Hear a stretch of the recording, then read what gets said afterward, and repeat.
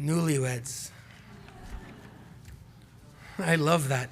So, I want to share a message. The Torah portion is Shlach Lecha, and there's something that I learned from a friend of mine after being in Atlanta for all of these years, before coming here, and there was a modern Orthodox rabbi, his name is Adam Starr, that we worked well together, and we shared messages together. And for some people, that they felt like that was really something special, having this Reform and Orthodox rabbi come together and talk Torah. And the Torah he told me that really stands out, it connects to this particular Torah portion. You see, the parsha is called Shlach Lecha, and we see that God is telling Moses to go and send out these scouts. And the scouts have to go into the promised land, the land of Canaan. They're not there yet, but it wasn't that long. Like, they just got out of Sinai 10 minutes ago. They've only just got there, and go scout out the land. So there's folks that are one representing each tribe. So 12 of these folks go out, and they come back, and they're like terrified, and they give bad reports. Not two.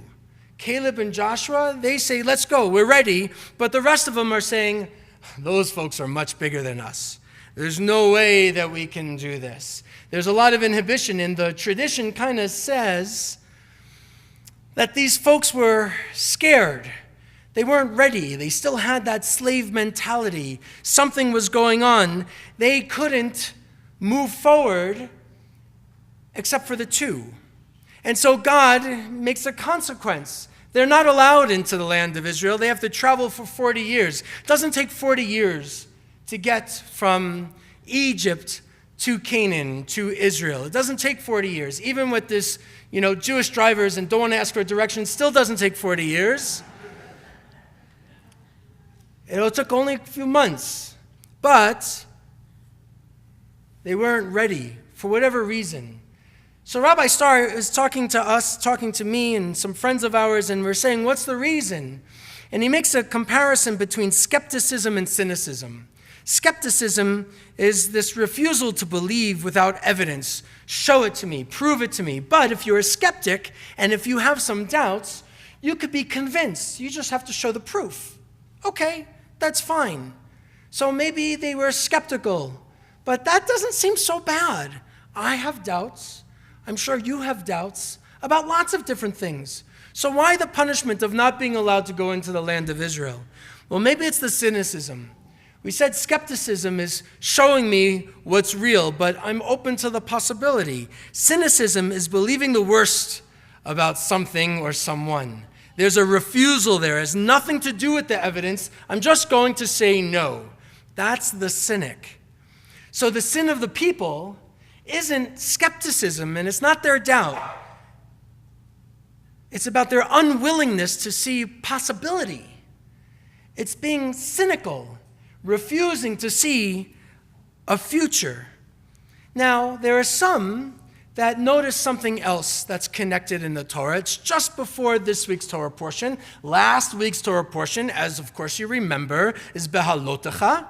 And in Behalotecha, towards the end, there's something really unusual. In Behalotecha, there's a little tiny section, just 2 verses, and it talks about the Israelites moving forward from Sinai. They're moving forward, they're making their journey, and then these 2 verses, it basically says that God's presence is going to be close to them, and when God's presence, this cloud that's filled with fire, when it moves, the people move, and when it stops, the people stop. It was a big game of Shimon says, right? So when the cloud, the presence, was moving, they would move, and when it stopped, they would stop.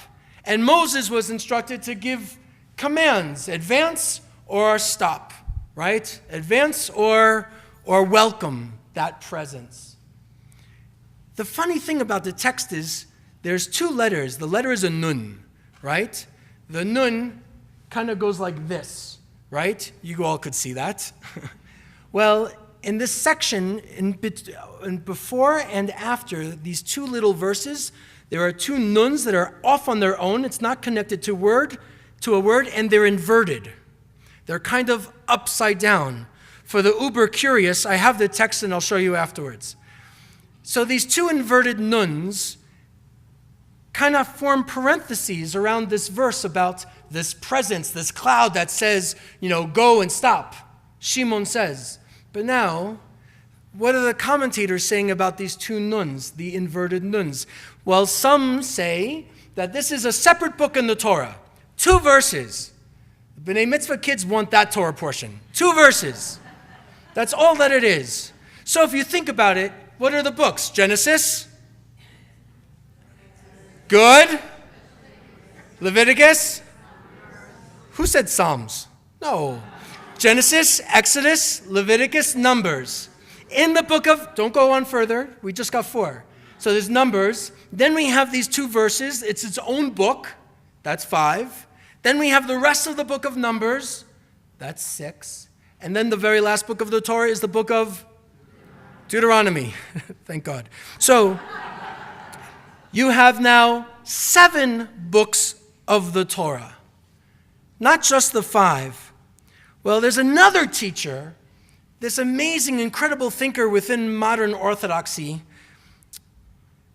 Rabbi Soloveitchik focuses about these 2 nuns that are inverted, and he calls attention to them, and it's written in every Torah scroll, it's written this way.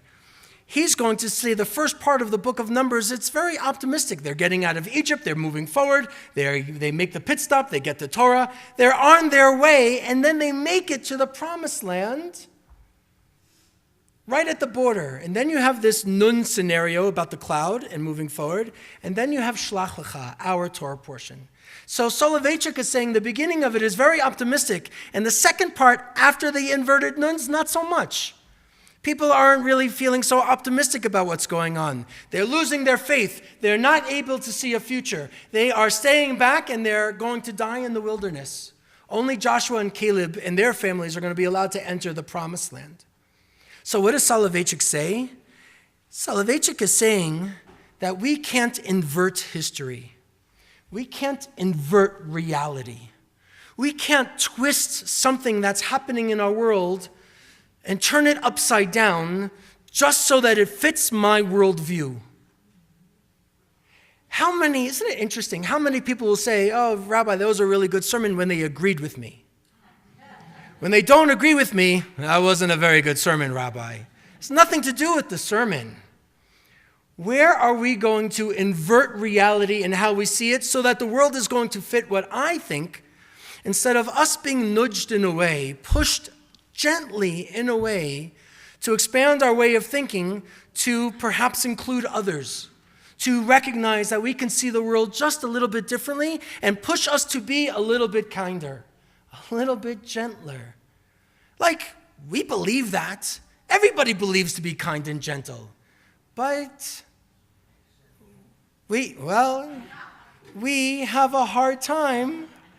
We have a hard time seeing any of that. And I would say this tent has to be the safe space for everybody, no matter who we vote for. This is the truth. No matter what I feel about Israel, this is going to be a safe place. No matter what I think about the rabbi, this is supposed to be the safe place. And we can learn that if we invert our realities, we change our reality, and then we have the possibility of becoming cynics. I'm going back to the beginning. Cynicism is corrosive. Cynicism is toxic. Refusing to be open to possibilities and see other people's truths is dangerous. And if we think that that's happening in the world, the first question we have to ask then is, how do we do that? How am I inverting the nuns in the world? How are you? It's not just about people in government, whomever they are, whenever that is. It's not just about other leaders. Let's start here. Not just with me, by the way. Let's start here with you and me. When do we invert our realities? And if we can be honest about that, then the next question is, how can we grow and nurture hope? So this is what I want to leave you with from that's funny, Reverend Harry Emerson Fosdick. And this particular pastor was a very famous pastor in the middle of the 20th century in New York City. He wrote years ago, "It is cynicism and fear that frees life. It is faith that thaws it out, releases it, and sets it free.